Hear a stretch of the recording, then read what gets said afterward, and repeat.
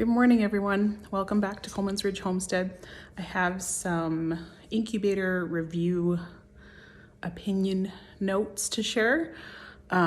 Please don't take this as me pretending to be a professional or anything like that.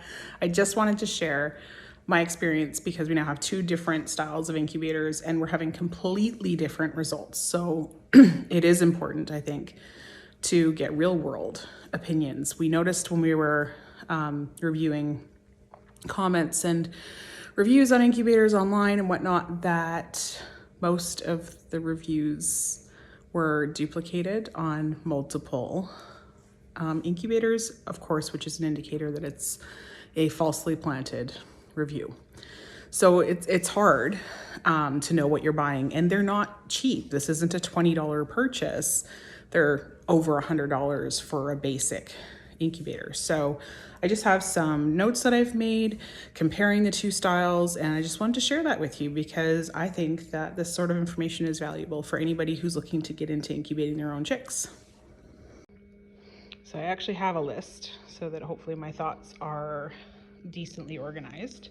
I have these two different incubators. So if you've watched any of my videos at all, you've seen me use this style here, or this one here, and I'm only just started switching over to this one. So the larger incubator, the flat top creates condensation on the inside. In fact, the incubator is off right now and you can see there's still condensation. So the result of that is drowning chicks. We've had a very low hatch rate with this incubator despite putting no water. So I had a second thermometer, I had a hydrometer, I think that's what it's called, to measure humidity. And, oh, I need to clean that. And the tray, we actually left empty. So there was no added water, and yet the humidity was very high. The turning tray in this one, the rack that pushes them back and forth, is insufficient. It doesn't turn them hardly at all. And it didn't seem to matter how I spaced out the bars. I always had to open it and turn the eggs, which in theory shouldn't be a problem, but it is what it is. I think it may have been one of the things contributing to the eggs not having a good hatch rate. So there's that. And I did a previous video where I showed you the gaps on the inside there. We had chicks injuring their toes. There is no vent hole on the top to release the excess humidity. So there's nowhere to open. Nothing. And as the chicks hatch, of course, they release humidity into the incubator. So there needs to be some way for that to get out. So that's not great. Let's see here. What else did I say? Oh, the lid here, it seems to be a good height, but it really isn't. It's too low. And the chicks are hitting their head on this. And with that condensation there, the chicks were getting the condensation on their head and then not drying off. So that's not good. The ones that I brought out of here in February of this year, I actually had to bring my blow dryer out and help them dry off because it was 48 hours they had to come out and they were still soaked. So that wasn't great.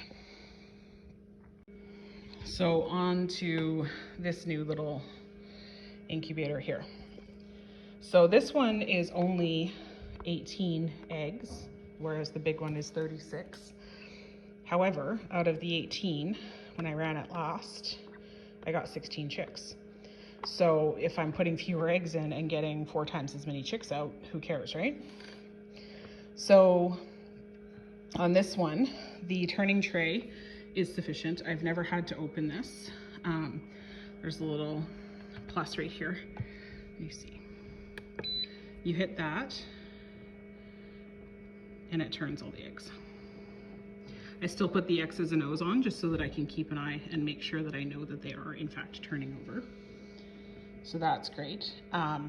There was no condensation. So with the dome, any condensation will run down as opposed to the flat surface where it gets hung up.